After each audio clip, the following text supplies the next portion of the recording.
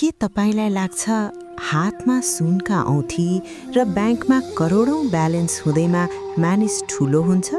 आजको यो कथा सुनेपछि तपाईको सोचाइ 100% बदलिनेछ। यो कथा हो ती दुई बुहारीको, जसमध्ये एकसँग महल थियो तर मन थिएन र अर्कीसँग झुप्रो थियो तर समुद्र जस्तै विशाल हृदय थियो। कथाको अन्त्यमा घटेको त्यो एउटा घटनाले तपाईको आँखा रसाउनेछ। आउनुहोस् सुरु गरौँ आजको विशेष कथा, भाग्यको चक्र। एउटा सुन्दर पहाडी गाउँको काखमा दुई दाजुभाइ, ठुलो दाजु हरिप्रसाद र कान्छो भाइ रामप्रसादको परिवार बस्दथे। हरिप्रसादकी श्रीमतीको नाम बिमला थियो भने रामप्रसादकी श्रीमतीको नाम ममता। नाम ममता भए जस्तै कान्छी बुहारी दयाकी खानी थिइन्, तर जेठानी बिमलाको मनमा भने घमण्ड र अहङ्कारको काँडा मात्रै उम्रेको थियो। हरिप्रसाद गाउँको कहलिएको साहु थिए। उनको दुई तले पक्की घर, आँगनमा लहलहाउँदो बगैँचा र गोठभरि गाई भैँसी थिए। बिमला सधैँ महँगा रेशमी साडी र गहौँ सुनका गहनामा सजिएर हिँड्थिन्, तर रामप्रसाद र ममताको अवस्था भने निकै दयनीय थियो। उनीहरू एउटा पुरानो झुप्रोमा बस्थे, जहाँ बर्खामा छानोबाट पानी चुहिन्थ्यो र हिउँदमा सिरेटोले शरीर नै काप्ने गरी भित्र हावा पस्थ्यो। रामप्रसाद दिनभरि अरूको मेलापात गरेर साँझको चुल्हो बाल्ने गर्दथे। बिमला आफ्ना नोकर चाकरलाई मात्र होइन, आफ्नै देउरानी ममतालाई पनि तुच्छ ठान्थिन्। जब ममता पानी भर्न पँधेरोमा पुग्थिन्, बिमला त्यहाँ आफ्ना धनी साथीहरूसँग बसेर ममताको फाटेको गुनियो र फुटेको कुर्कुच्चाको खिल्ली उडाउँथिन्। बिमला अट्टहास हाँस्दै भन्थिन्, हेर्नुहोस् न, एउटै कुलमा भित्रिएका हामी, तर कोही रानी जस्तो त कोही मगन्ते जस्तो। तिमीले त हाम्रो खानदानकै नाक काट्यौ ममता। यो सुनेर ममताका आँखा रसाउँथे, तर उनी केही नबोली पानीको गागरी बोकेर घर फर्किन्थिन्। उनी मनमनै भन्थिन्, हे भगवान, गरिब हुनु के यति ठुलो अपराध हो र? श्रोताहरू, के तपाईको वरपर पनि धनको घमण्ड गरेर आफ्नै रगतको नातालाई हेप्ने मानिसहरू छन्? छन् भने छन् र छैनन् भने छैनन् भनेर कमेन्टमा आफ्नो अनुभव साझा गर्नुहोला है।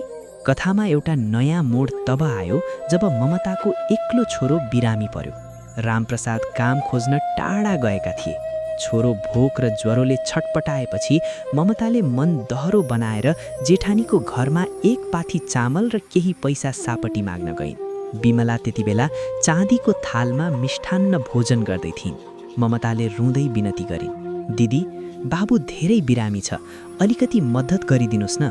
बिमलाले ढोकाबाटै उनलाई हप्काइन्, माग्न लाज लाग्दैन? सधैँ अरूकै भर पर्नुपर्ने भए किन सन्तान जन्माएको? यहाँ हाम्रो कुकुरले त राम्रो भात खान्छ, तर तिमी जस्ता अल्छीलाई दिन मसित केही छैन। जाऊ यहाँबाट, मेरो आँगन फोहोर हुन्छ। ममता रित्तो हात फर्किन् र त्यो रात आफ्ना बच्चालाई तातो पानी खुवाएर छातीमा टाँसेर रोइरहिन्। केही समयपछि गाउँमा एउटा ठुलो कुल पूजाको आयोजना भयो। सबै गाउँलेहरू नयाँ लुगा लगाएर जाँदै थिए। ममताले आफ्नो पुरानो तर सफा साडीमा टाँका लगाएर छोरालाई लिएर गइन्। त्यहाँ बिमलाले ममतालाई देख्ने बित्तिकै सबैका अगाडि अपमान गर्दै भनिन्, यस्ता अल्लछिनीहरू यहाँ आएर हाम्रो इज्जत घटाउँछन्। यिनले छोएको त देवताले पनि स्वीकार गर्दैनन्। उनले ममतालाई प्रसाद बाँड्ने लाइनबाट धकेलेर निकाल्न लगाइन्। सारा गाउँले रमिते बने, कसैले बोलेनन्, तर ममताले मनमा कहिल्यै रिस नराखिन्। बरु समय बलवान छ भन्दै आँसु पुछेर फर्किन्। तर भाग्यको खेल कस्तो हुन्छ भनी, जसलाई हामीले आज खुट्टाको धुलो ठान्छौँ, भोलि उसैको सहारा चाहिन सक्छ। एक रात हरिप्रसादको गोदाममा अचानक विद्युत सर्ट भएर भयानक आगो लाग्यो। हेर्दा हेर्दै उनको त्यो भव्य महल, अन्नका भकारी र वर्षौँदेखि थुपारेको धन सम्पत्ति खरानी भयो।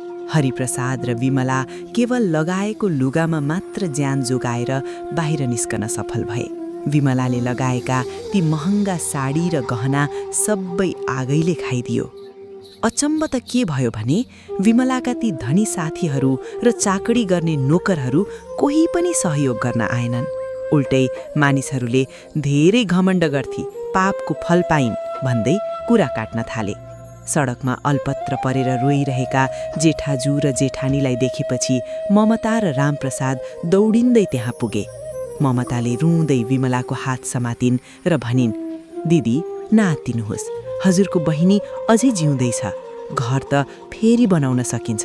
ज्यान बाँचेकोमा भगवानलाई धन्यवाद दिनुहोस्। उनीहरूले आफ्नै सानो र कमजोर झुप्रोमा जेठाजु जेठानीलाई डोर्याएर लिएर गए। ममताले आफूले नखाई जोगाएर राखेको अलिकति चामलको भात र गुन्द्रुकको अचार पकाएर विमलालाई खुवाइन्। विमलाले सुरुमा लाजले गर्दा मुख उठाउन सकिनन्। उनलाई आफूले ममतालाई चामल माग्न जाँदा कुकुरको नाम लिएर तिरस्कार गरेको सम्झना आयो। ममताको निस्वार्थ सेवा देखेपछि विमला धुरु धुरु रोइन् र ममताको पाउ समातेर भनिन्, बहिनी, मैले तिमीलाई सधैँ घृणा गरे, तर आज मेरो सर्वस्व सकिएदा तिमीले नै मलाई सहारा दियौ। मैले इँटाको महल त बनाएँ, तर मान्छेको मन जित्ने मन्दिर कहिल्यै बनाउन सकिनछु। मलाई माफ गरिदेऊ। त्यसपछि दुवै परिवार मिलेर सानो व्यापार र खेतीपाती सुरु गरे। विमलाको अहङ्कार पुरै समाप्त भयो। उनले अब ममतासँगै बसेर खेतमा काम गर्न र सामान्य जीवन जिउन सिकिन्। गाउँलेहरूले अब उनीहरूलाई देखेर भन्थे, धन त हातको मैलो हो, आज छ भोलि छैन, तर मानिसको मानवता र सम्बन्ध नै असली सम्पत्ति रहेछ।